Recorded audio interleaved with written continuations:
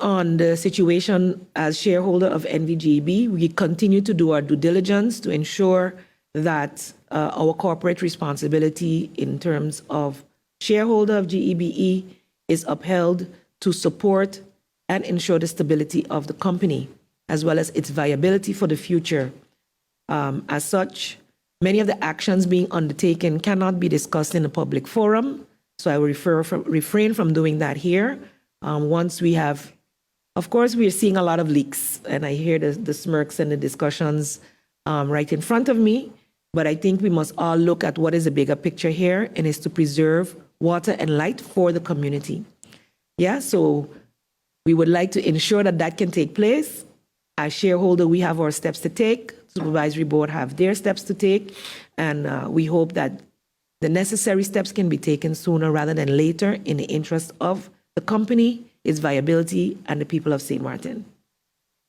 I would also, however, like to take the time to urge the general public who have not yet made any payments to go in and make some arrangements, find a reconciliation of your bills.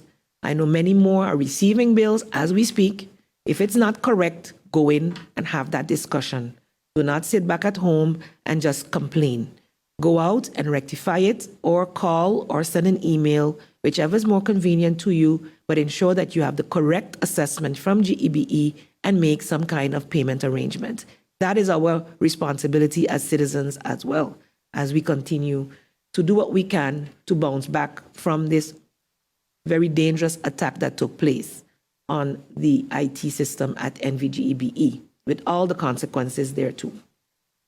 The intentions of government remain as they are, as were stated, and as I said in my opening statements, we're doing our due diligence following corporate governance, civil code, and the articles of incorporation of the company to avoid any missteps that would then lead to repercussions later.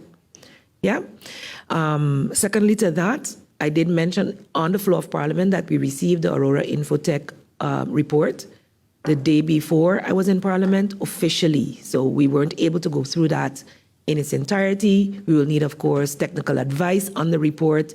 And of course, with all the other questions that had been asked in Parliament still pending to be answered based on the fact that I need more corroborating evidence of the information. I'm not going to go on the floor of Parliament or here and repeat what persons say to me or show me in a presentation.